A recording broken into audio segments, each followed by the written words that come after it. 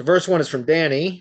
Danny's been asking a lot of questions lately, and that's awesome. Appreciate you, Danny. He says, "Hey, Bradley, how much do press releases help local SEO? Would you say they're worth it?"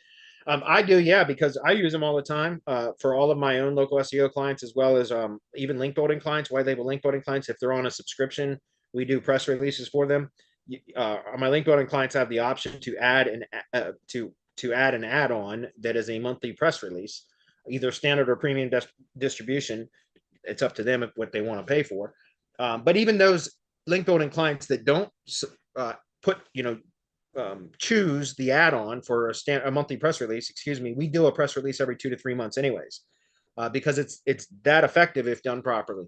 I talk about this all the time, guys, but I use press releases in two ways. Number one, for branding, so that it can alter in a favorable way the brand search for or a brand SERP, right? Search engine results page.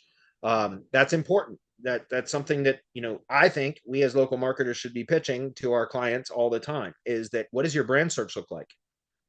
That should be we should manipulate your brand search like right off the bat. That should be primary goal number one, because when people do a search for a generic local search query to try to find potential providers, one of the next things that most people do, and there's been surveys out there, Bright Local's done them, to determine whether they want to proceed with contacting that company to provide that product or service, is they generally will go do a brand search, and then they'll do sometimes brand search plus reviews, brand plus reviews, and see what other people are saying online. So I think one of the easiest quick wins that we can do for local businesses is pitch, especially up front before we have a long-term engagement with them, is pitch manipulating their brand search to really expand their brand and how much space or real estate they take up in the search results for their brand search.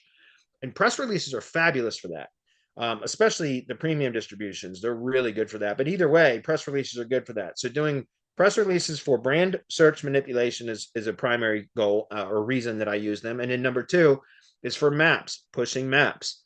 The way that I teach how to do, and I can talk about it here because I've said this many times before, but I use press releases for pushing maps by always buffering that. Instead of building links directly from press releases to the money site or the self-hosted asset, I always like to buffer everything through the Google Business website, preferably through posts. So in other words, summarize whatever page you want to promote on the main website into a Google Business post, which is 200 to 225 words, right? 1,500 characters max.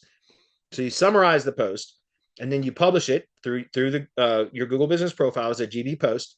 Wait for it to appear. There's also a trick that you can use to be. You don't have to wait for it to actually show up on the Google Business website. There's another way to do it, which I'm not going to cover here. It's a bit techy, anyways. But anyway, wait for it to publish onto the Google Business website. Then go extract that GB website post URL, and then convert it to the other format, which is on the google.com domain instead of the business.site domain. And then you use that as the target URL. So the GB post links to the page on your self-hosted site that you want to rank. Does that make sense? And you got the CTA button from the Google Business post linking to that page or post URL on the money site. Then you summarize that. That the post is just a summary of that. Then you use that once it's published on the Google Business website as the target URL for the press release. Does that make sense? And convert that post URL into the google.com domain format, and then you use that as the target URL. And then I use a keyword anchor in the press release. I recommend you going with a topic anchor, which is a keyword only anchor instead of a keyword plus location modifier. That keyword plus location modifier is a target anchor. You can do that. You can test with that, but I prefer doing it on a topic anchor. It's a little bit less optimized that way. I found it to be a little bit more effective. And here's a trick. Use the anchor text, use your Google Business category, or in relevant category that's listed in your Google Business profile as an anchor text. That helps. If you use that as an anchor text in the link that links to the Google post, it's a good way to kind of boost maps. So you can get very targeted with pushing maps kind of proximity and coverage area by using press releases. Again, I talk about that in the mastermind. There's a number of ways to do that too. But so yes, I use press releases all the time for, again, my own local SEO clients, as well as even my link building clients. Even if they don't opt for it, I still do it because it's that effective if done right.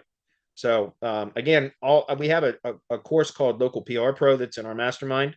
That's the only way you can get it now. And there's updates in there, recent updates that go through the process that I go through and all of that. Okay. So I'd encourage you to check that out, Danny. Great question, by the way.